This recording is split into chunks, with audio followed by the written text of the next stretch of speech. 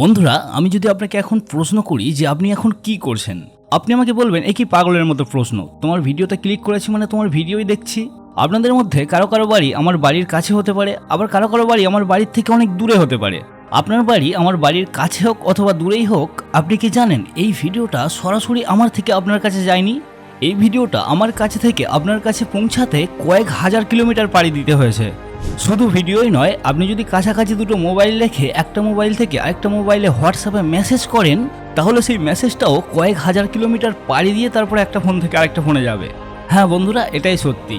তাই বন্ধুরা, আজকে আমরা এই ভিডিওতে এই ইন্টারনেট সিস্টেমটা, মানে তার মধ্যে ইউটিউব, ফেসবুক, গুগল, হোয়াটসঅ্যাপ সব কিছুই হতে পারে, এই সিস্টেমটা কিভাবে কাজ করে সেই বিষয়ে একটু ভালোভাবে জানবো। তাই আপনি যে ইন্টারনেটটা সবসময় ব্যবহার করেন সেটার বিষয়ে একটু ভালোভাবে জানতে ভিডিওটি সম্পূর্ণ অবশ্যই দেখুন।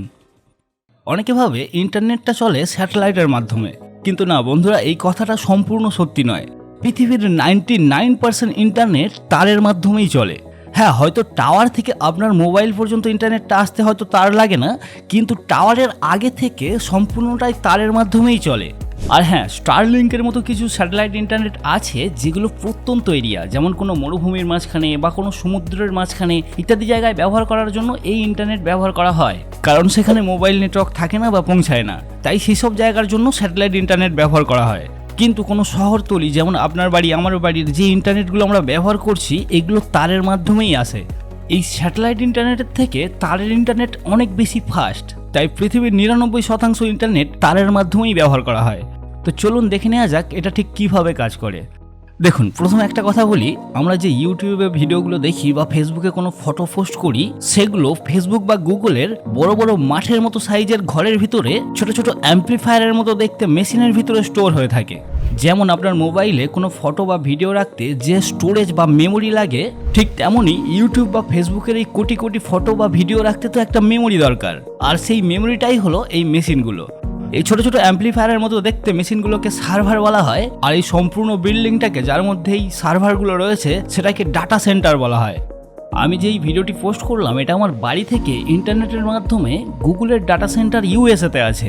সেই ইউএসএর ডাটা সেন্টারের সার্ভারের ভিতরে গিয়ে ঢুকেছে। আবার আপনি যেখান থেকে এই ভিডিওটি দেখছেন না কেন, সেখান থেকে আবার আপনার মোবাইলে যাচ্ছে। মানে একবার ভেবে দেখুন, আমার ভিডিওটা আমার বাড়ি থেকে আমেরিকা ঘুরে তারপরে আপনার মোবাইলে যাচ্ছে। আর এই ভিডিওটা এতটা দূরত্ব অতিক্রম করে আপনার ফোনে যেতে 1 সেকেন্ডেরও কম টাইম নেয়। ঠিক সেরকমভাবে আপনি যদি দুটো মোবাইল একদম পাশাপাশি রেখে একটা থেকে আরেকটাতে হোয়াটসঅ্যাপে মেসেজ করেন, তাহলে সেখানে আপনার মনে হতে পারে যে মেসেজটা এই মোবাইল থেকে ওই মোবাইলে চলে গেল, কিন্তু না, সেই মেসেজটাও এতটা দূরত্ব অতিক্রম করে তারপরে এই মোবাইল থেকে ওই মোবাইলে যাচ্ছে। এত পর্যন্ত তো আশা করি বুঝতে পেরেছেন। এবার চলুন এই দূরত্বটা কিভাবে অতিক্রম করে সেটা ধাপে ধাপে দেখা যাক। প্রথমে শুরুটা আপনার মোবাইল থেকে করি। ধরুন আপনি আমার এই ভিডিওটি মোবাইল থেকে প্লে করলেন, তখন সঙ্গে সঙ্গে আপনার মোবাইল থেকে ওয়্যারলেসলি, মানে রেডিও ওয়েভের মাধ্যমে একটা রিকোয়েস্ট যাবে।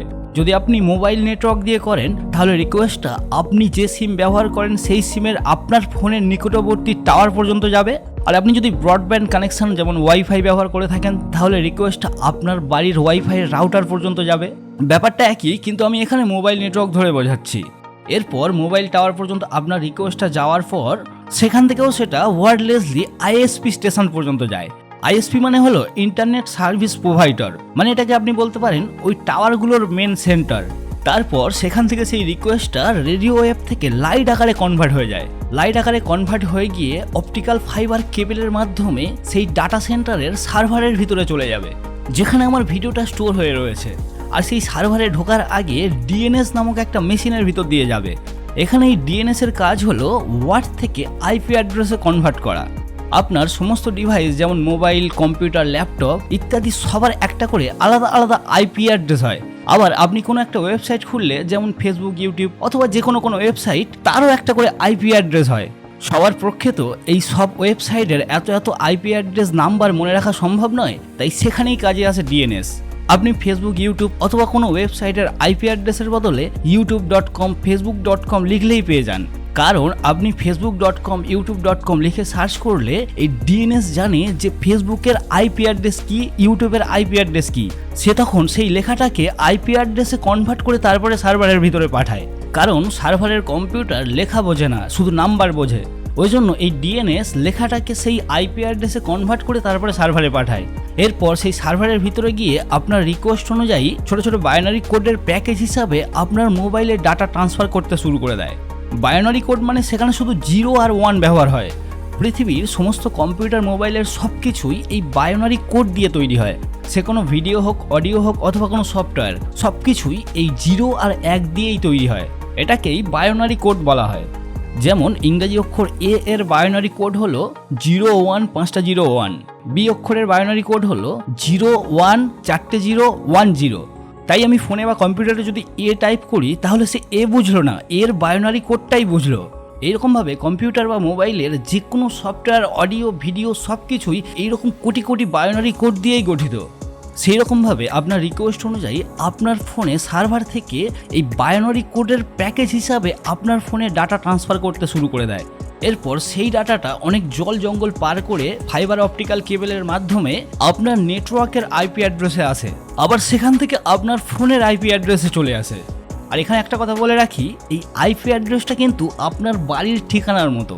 যেমন দূর থেকে কোনো পার্সেল আপনার বাড়ির ঠিকানায় আসলে সেখানে অ্যাড্রেস হিসাবে জেলার নাম, তারপরে আপনার পিন কোড, তারপরে আপনার গ্রামের নাম, তারপরে আপনার বাড়ির নাম্বার, এইভাবে করে অ্যাড্রেস লিখতে হয়। ইন্টারনেটেও ঠিক সেই রকমভাবে আইপি অ্যাড্রেস কাজ করে।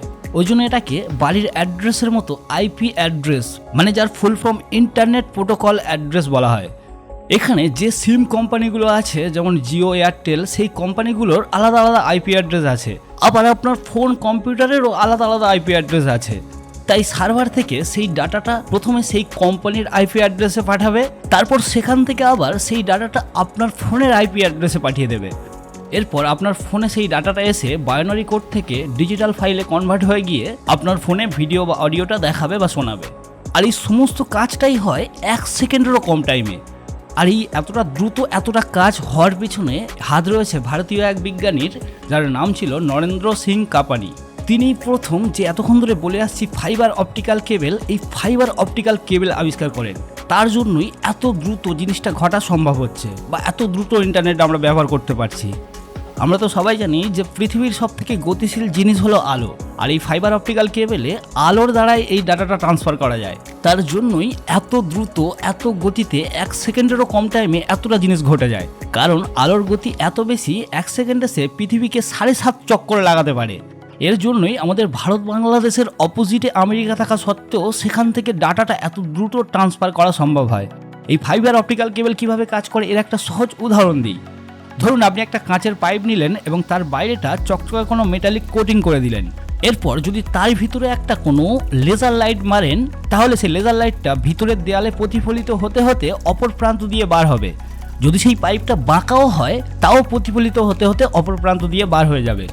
অথবা আপনি অনেক মেলাতে বিক্রি হওয়া অপটিক্যাল ফাইবার লাইট তো অবশ্যই দেখেছেন, যেখানে নিচে একটা লাইট থাকে এবং সেই লাইটটা সেই ফাইবার কেবলের মধ্য দিয়ে প্রবাহিত হয়ে মাথা দিয়ে দেখা যায়। ইন্টারনেটের এই অপটিক্যাল ফাইবার কেবলটাও ঠিক সেমভাবে লাইটকে প্রবাহিত করে নিয়ে যায়। তারপরে সেটা সেখান থেকে আপনার মোবাইল নেটওয়ার্ক অথবা আপনার বাড়ির ওয়াইফাই রাউটার পর্যন্ত এসে আলো থেকে রেডিও ওয়েভে কনভার্ট হয়ে গিয়ে আপনার মোবাইলে চলে যায়।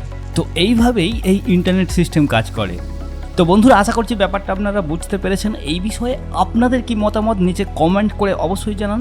আর ভিডিওটি যদি ভালো লাগে ভিডিওটিতে একটি লাইক করে দিন। চ্যানেলে যদি নতুন হয়ে থাকে চ্যানেলটি সাবস্ক্রাইব করে দিন। দেখা হচ্ছে পরের ভিডিওতে।